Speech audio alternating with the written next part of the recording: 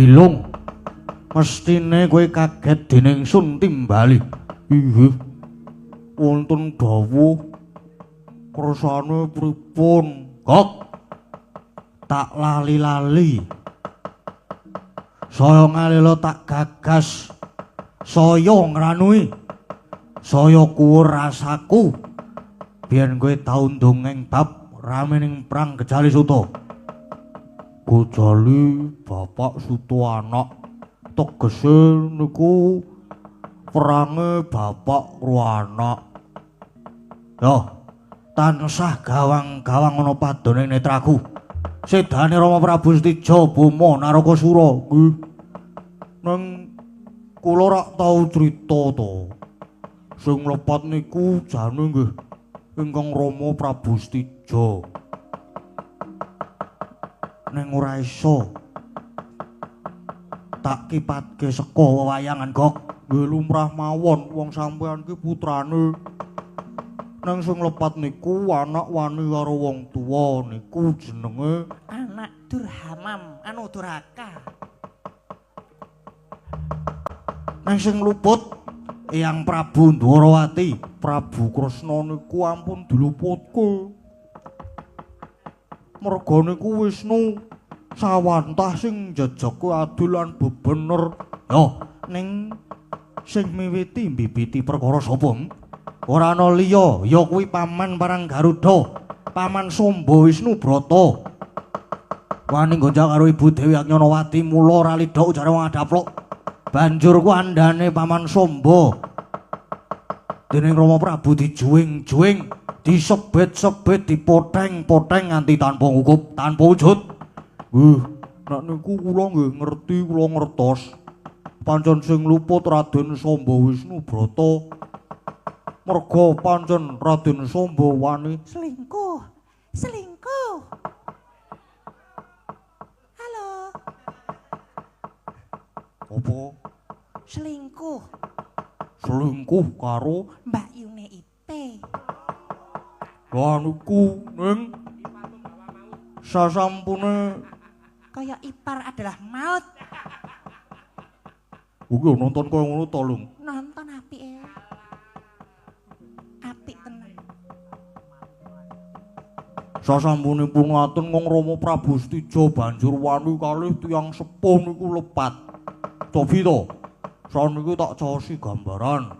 Critane jaman negara Lokapala riyen Prabu Danapati tahe Prabu Danaraja niku riyen kesengsem kayungkun kalih putri Ngalengka putrane Prabu Sumali namanipun Dewi Sukesi kaya Dewi Sukesi kaya ngapa tresnane ning Dewi Sukesi duwe penjaluk. Sapa sing iso medharake sastra Jendra Hayuningrat Pangruwating Diyu niku sing ajeng disuwitani. Lah Resi Wisrawa nggih bapakne Danapati nglamarke ten Ngalengka. Nek jane nglamarke anake lanang nang gandeng weruh Sukesi ayu njur dipek dhewe. Lah kena dipek dhewe. Lah kaya ngono semluhae. Semluhe. Niku sepinten muringe Prabu Danaraja ning nggih boten wani kalih wong tuane dhewe mongko genah niku calon bojo dipek dhewe karo bapakne. Nggih.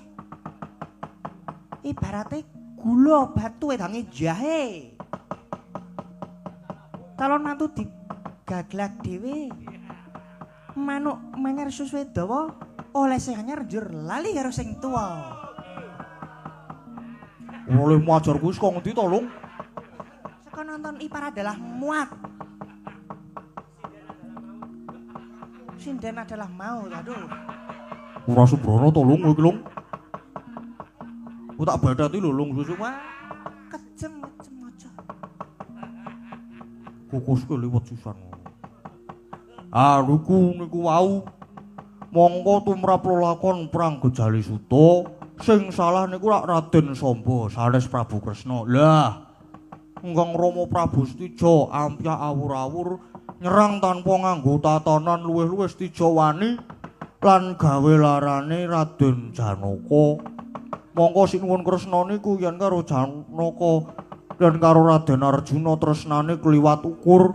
Merga niku sami-sami titi sing Wisnu. Tegese Wisnu niku panetise binelah dadi Kresna lan Arjuna kaya dene godhong suruh lumah lan kurepe yen dinulu. Seje rupane ginigit padha rasane. Ginigit. Mula Ramuka nek Prabu Kresna terus muring. Lah Kang Rama Prabu Stija dibalang senjata cakra. Banjur ditangsangake ning anjang-anjang kencana. Tok nganggo anjang-anjang kencana barang, Gok. Lah ya merga Stija ki duwe aji Pancasona. Pancasona apa Pancasona? Pancasona ya kena, Pancasona ya kena. Pancasona kuwi panca lima sonya sepi. Jroning sepi ana daya kekuatan ingkang tuwuh saka gagatering cipta ngono. Lah nek Pancasona? Pancasona ki panca lima, sona ki Apa ta? panca ki lima, sona ki kirik.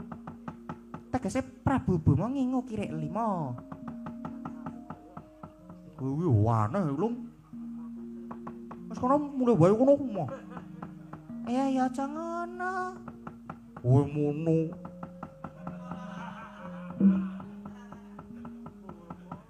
Ngaten mengko sinuwun. Anak yen wani karo wong tuwa, wani karo bapakne mesti kuwalat. Mongko sumber-sumbering pasulayan ten jagat niku jane namung wonten 4 perkara. Nggih niku perkara bondo, wanita, kawasesan lan panguwasa. Harkat martabak wanita. Martabat. Martabat. Perkara bondo tegese perkara bondo. Menungsa niku isih duwe rasa milik dhateng babagan sing kasat mata. Kebiaring bondo donya omah lan sak panunggalane. Dene wanita lah niku lelakone kados Kang Rama niku bojone ayu. Nang sing kakung ora iso maringi jatining pemarem, dasare sing wedok ya ora tresna. Lah. Terus malah disenengi karo adine dhewe. Cerdas selingkuh. Selingan indah dalam hidup. Selingkuh kuwi apa? Selingan indah dalam hidup. Apa? Selingan indah dalam hidup. Ora kok saiki kemayu banget tolong. Mulai kono yo. Wis togok dhewe, bilung dhewe ngono wae. Gua aku. Mbeborosi senengane kok. Menang bareng. Ngono mobil mung guyang-guyu lho lung kowe iki lung. Aku ki mumet macet banget mau ki. Mau guyang-guyu. Saiki ndase dijo barang. Model le bos. Karepmu lung sak karepmu. Lajeng kawasesan niku adu pinter. Lajeng panguwasa padha rebut unggul kepengin njaluk diajeni supaya iso nang ngarep terus. Lah niku mula nek mboten saged nyingkirke 4 perkara niku bakale mesti remuk donya niki nuwun. Caca muntah plir kinetap netra kocang hondarandir hidupnya mangala cakra. Wis Kong, nadan aturmu kaya badat sewu bawa tegalan ora bakal tak gugu. Bebasan tok palangi bakal mlumpat, Karantya bakal medhot. Mula dina iki uga aku bakal males wirang udi tuwuh marang sedane Rama Prabu Stijo. Durung lega rasane atiku yen to aku durung kelakon nguntapke nyawane Yang Prabu Kresna. Hei, Patih, wonten jauh. Kalenggan iki negara Ngastina bakal ana wisudan. Parekesit bakal dijumenengake. Bakal dijumenengake nata Ngastina saka Pandukaku. Mesti Hyang Prabu Kresna uga lenggah ana kono. Mula Krik lampit burung kat kimpul, gajah gelar singo barong wadyabala saana-anane dibudhalke ngluruk ana negara Ngastina. Ih, mboten langkung namung iso agen dawuh.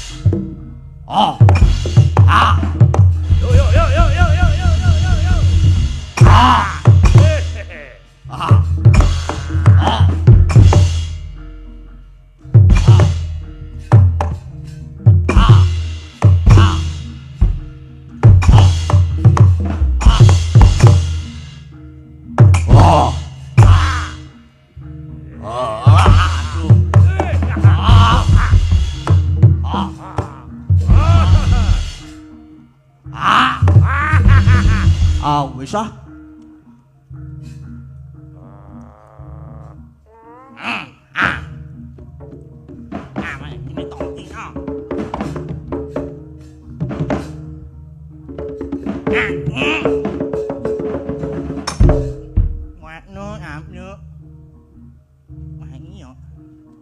Ngandui pun nomo nyanyi. Ah. Ah.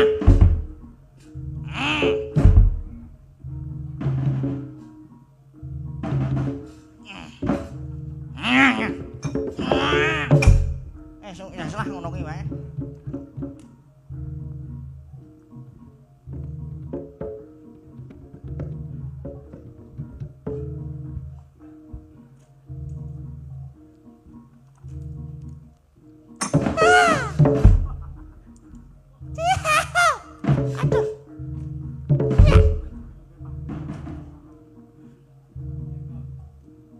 Oh.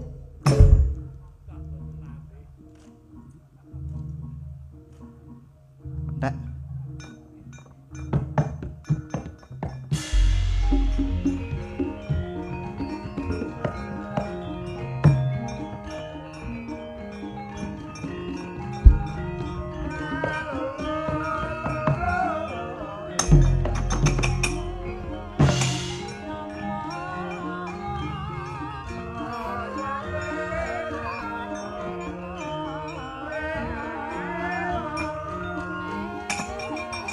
Wah.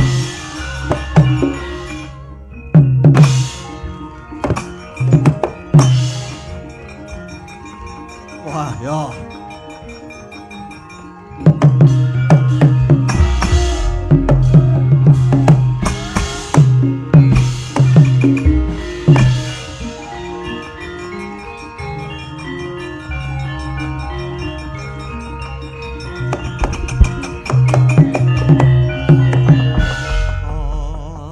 Dongeng tentek si panunggal paten ana panunggul apa dosane dosa mungku lesa somo aja tindak kualat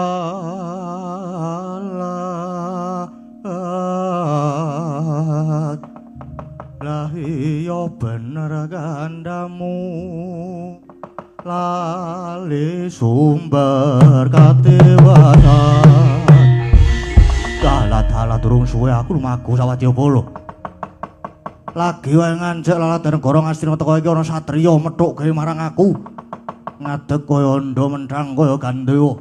Wah, mripate mandeng karo aku tanpa kedhep. Brengose sakepel sisih diplintir-plintir. Aku sapa? Takon marang aku. Raden Jaya Sanga-sanga. Sanga-sanga. Wah, iki kuwi. Yo, tapung kaya aku prajurit saka negara Traju Trisna. Aku tumenggung Pawira Yudha mlebu ing negara Ngastina. Nganti Wadyabala gelar sepapan. Yo, merga aku mundi dawuh Ratu Gustiku Prabu Sawarka supaya goleki nata Ndwarawati Prabu Kresna kuwi dianggep lilip. Mula bakal dikrenah patine. Ayo, kowe sumingkira ulap-ulapan sing dadi wuwusmu. Terus mapathok. Mata mloro ora ndedelok. Apa ora ngerti yen sanga-sanga iki anak Raden Setyaki. Kowe bakal ngajab cintrakane pepundhenku Prabu Kresna. Sanga-sanga kang bakal mepalangi babu ngemping loro nggih Cahpati. Wani dening aku, apamu sing tau teni. Ora minggat saka ngarep aku tebak dadamu kene marganing patimu. Maju tak kendangi.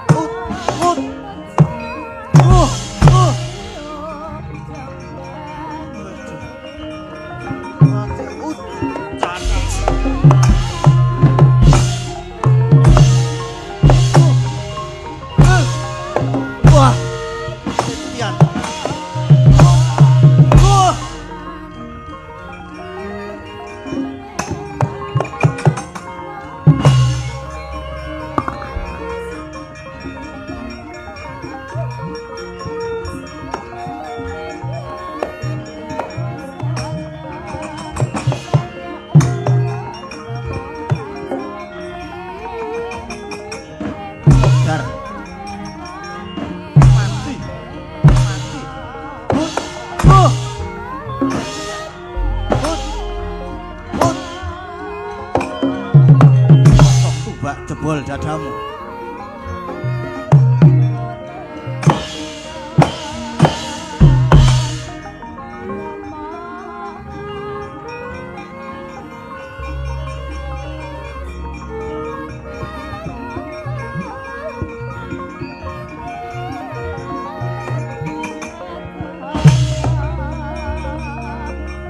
As ojo itu. Iya.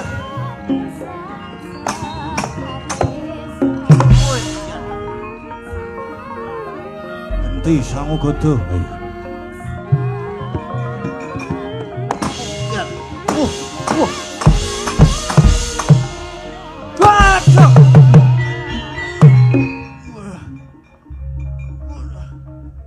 Mati ya. Oh.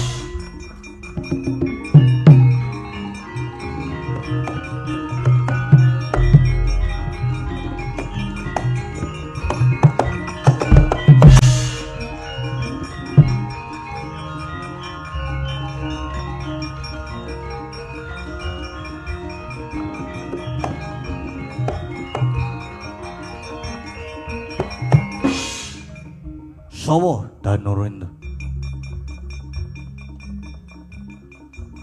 Mati.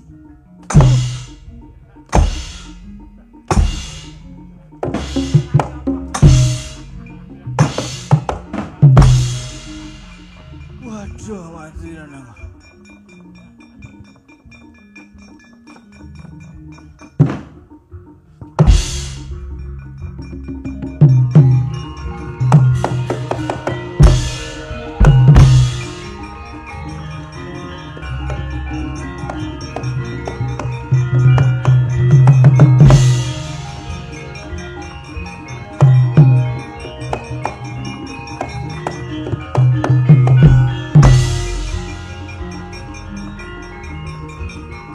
Aku dingengei.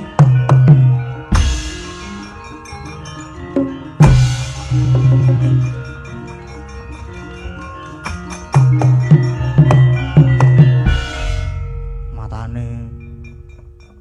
Woi sing ora mat-matke. Sopo? Jaya Sena. Jaya Sena aku wah. Anake sapa? Bapakku namanya Antasena. Bapakku Bapak Bratasena. Dadi iki telung turunan jenenge Sena kabeh. Bratasena, Antasena, Jayasena. Ora kowe iki jane sehat apa ora to? Rada sithik aku ki. Rada kurang sak nongan nek aku. Ya sing ngene iki, kowe majar ngopo? Lah ya arep goleki nata Ndwarawati Prabu Kresna. Kok goleki arep ngopo kowe iki? Mbok wis mulai wae, mane mati. Ora. Aku tetep bakal goleki nata Ndwarawati Prabu Kresna. Bakal tak tugel gulune. Bakal tak aturke marang ratu sesembahanku. Ya Prabu Sawarga. Wah ya iki wong atos kowe ya. Dikandani apik-apik iki mulya. Ora gelem mulih. Yen durung kelakon nugel gulune.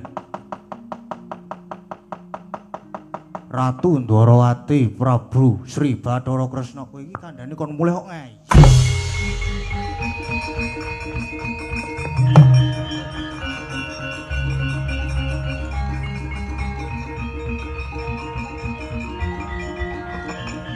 Wah.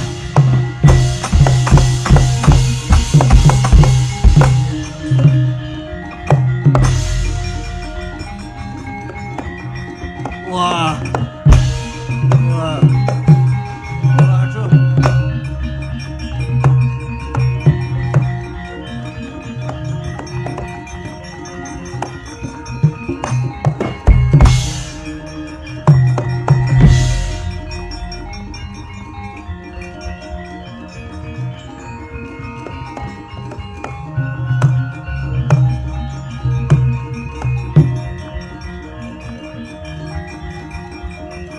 Wah, enggak salah.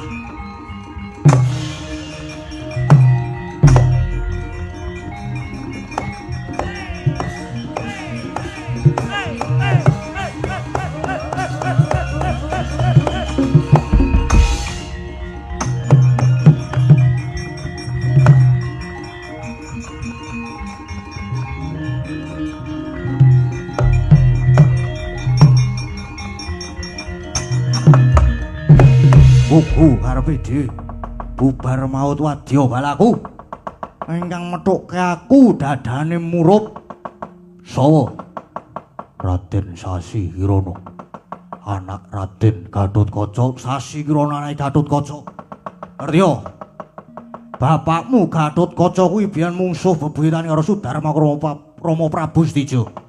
Ayo saiki iki Prabu Sawarga anak Prabu Setijo mungsuh karo anak Setijo maju untir pedhot gulungu.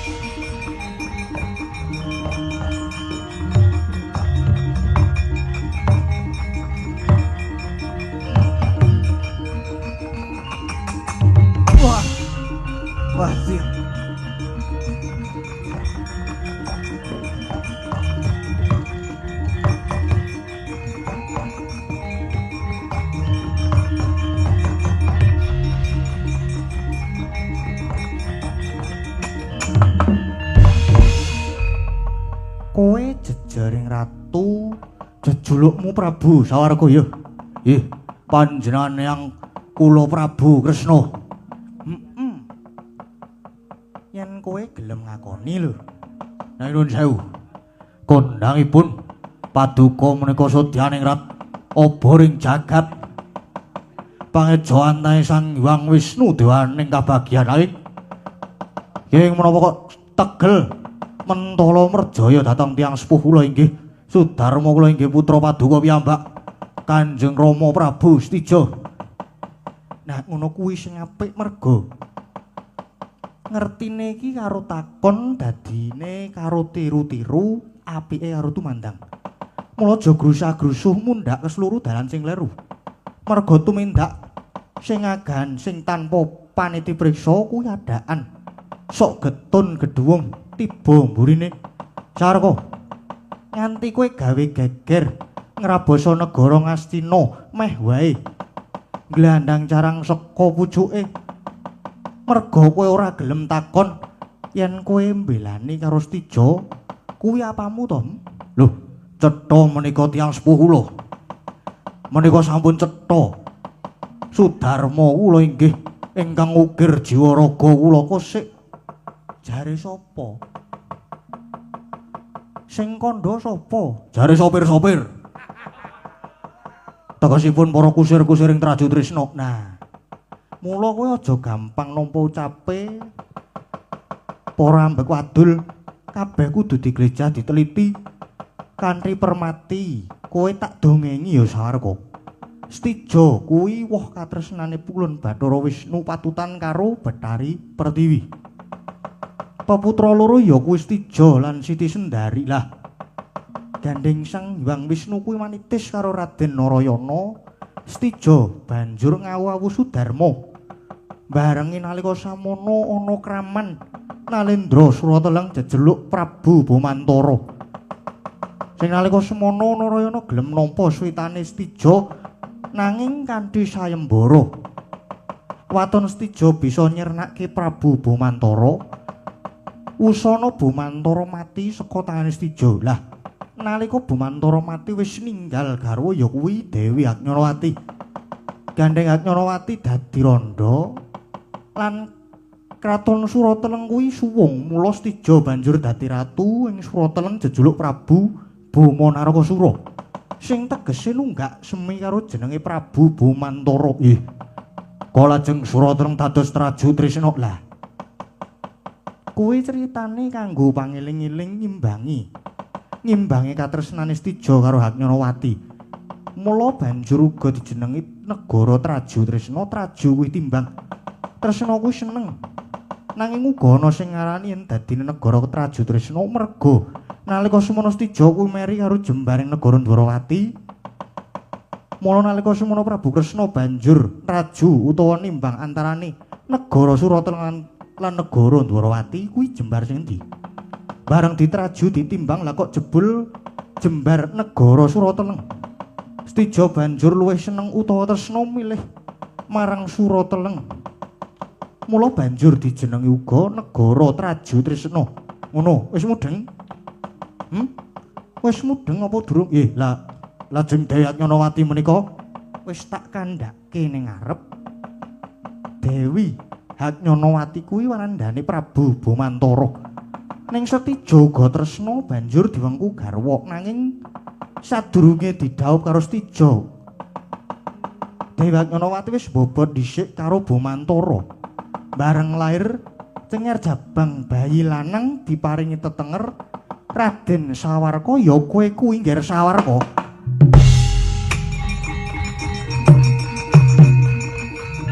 Aduh. Kajeng ya.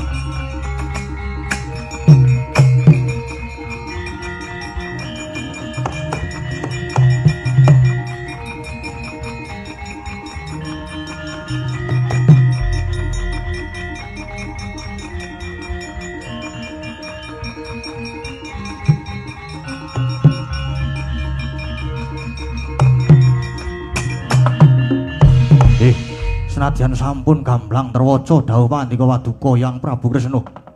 Nanging tasih wonten gegembolaning raos kula Nyatanipun Paduka Tega mentala nyedani Rama Prabu. Ya pancen lelakone kudu mangkono, tak jarwani ya. Bapak Mustijo kuwi duwe kadigdayan linuwih jenenge Aji Pancasunya. Tegese alam saisine bisa dadi daya tarik. Nadyan to buma mati sedina kaping 7, nanging lamun to isih ngambah bumi lan isih kasiliring maruta bakale bisa walu ya jati temah mulya. Bisa bali urip maneh mongko manut kodrat dina kuwi kudune buma mati. Lan sing bisa nyampurnake ya mung Sang Hyang Suman ya Bathara Wisnu dewaning kabagyan. Mula kanthi cara aku mateni Stija ya kuwi carane Bathara Wisnu nggone nyuwargake marang Stija Bama Narakasura. Wis gamblang, wis cetha urung? Ewa semono aku ya ora bakal meksa karo batinmu Sawarka. Yen pancen kowe bakal ngrenah patine Mbahmu Kresna, dasare aku ya wis tuwek nyoh. Tak anglungke jangga kaya gage tugelen guluku. Aduh, boten ya.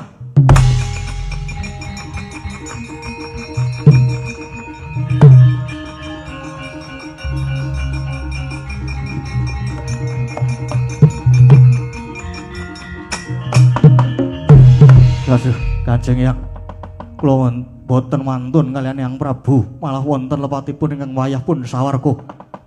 Nyuwun gunging samudra pangaksami. Yang, lan malah keparenga kula badhe manunggal dhateng sederek-sederek kula para wayah Pandhawa. Kanjeng Yang, ya reh ning kowe wis ngakoni kabeh luputmu. Wis tak ngapura malah prayogane ayo. Tak kanthi sowan ngersane pepundhenmu lan Sawarga manunggal karo putu-putu Pandhawa.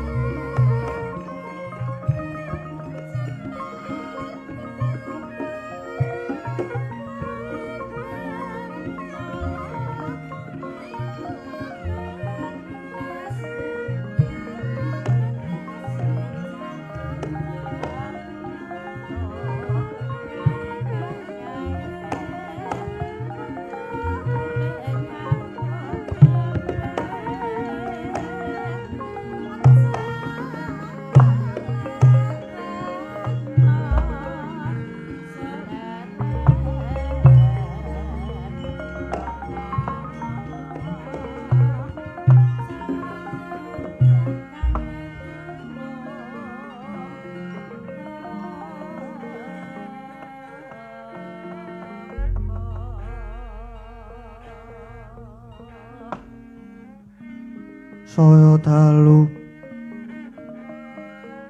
aras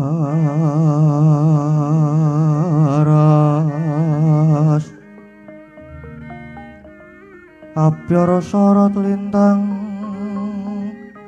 gangku madhap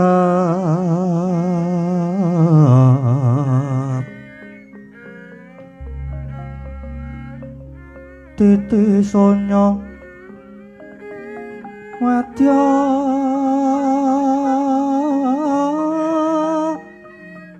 ratri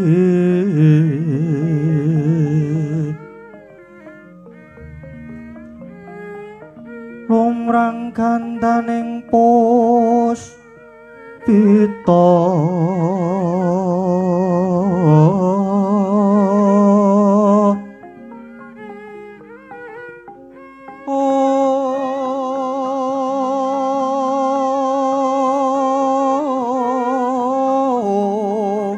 karenggiwan putyanira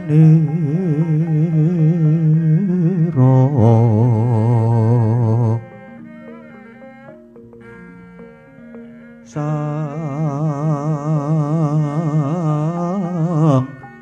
dijawara brengeng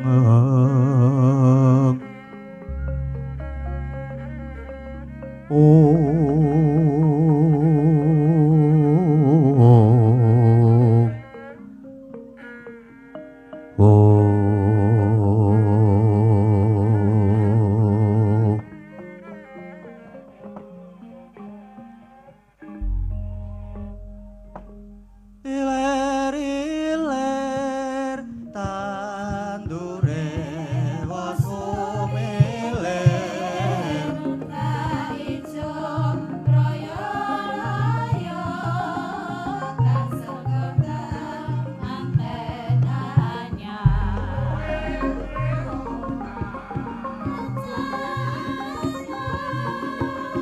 menena blimbing kuwi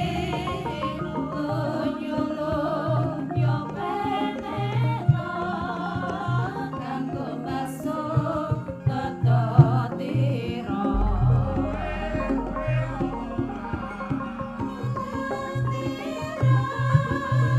bumi terbang gaing pinggir lemana jumatana kanggo sepo mangko sore mumpung gede rangkulane mumpung jembar kalangane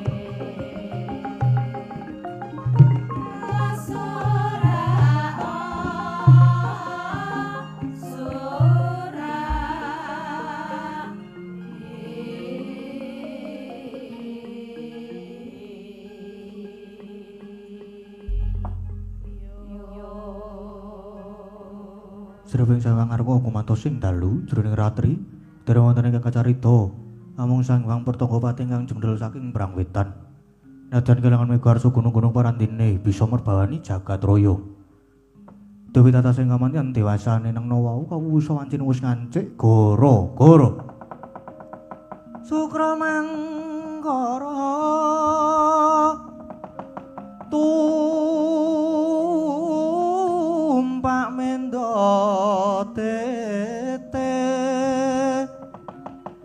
tete kaloba sumawur cita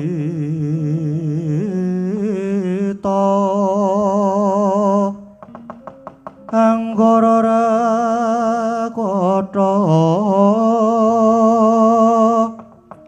Buddha Mahesaras Patimintuna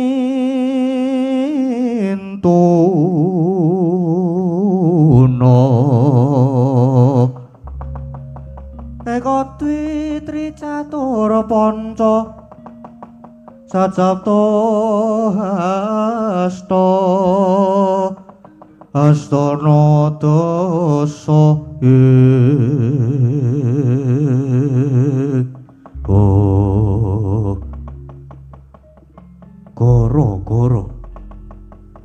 goreng Jawa timbang keliran sang namurung mati. Miji lira parapat punakawan Lurah Semargaring Petrus manuk Lurah Bagong.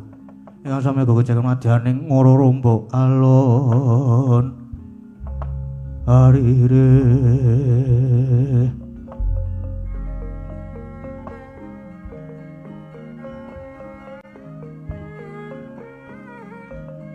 Oh.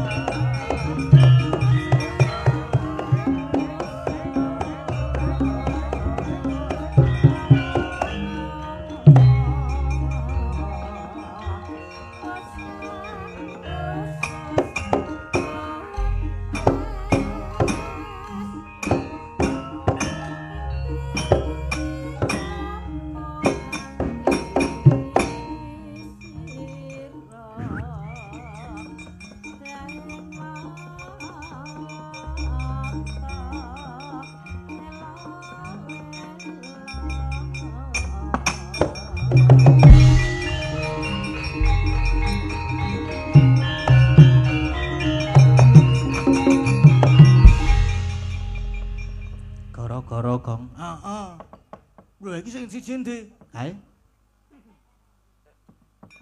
Ya. Sowan ana ngendi Kong iki Kong madhep kono wae gareke ning kono. Heeh. Tak ngarep dhewe aku.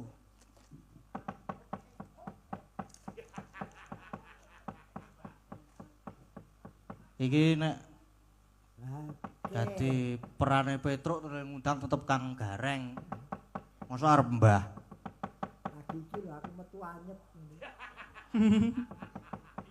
Wah, dasare wone asos-wes kemrenyes-kremenyes kaya main ning jero kulkas iki. Nggih maklum Mas wong Semarang iki kota pantai panas dadi sapa mriki kademen kula. Nggih. Lah sami kula nggih kademen iki kula pun kepoyok niki. Heh. Limbukan wae lho kepoyok kula niku. Waduh. Lah sing nom kok klepe wis rusak. Napa? Ayo dimpet.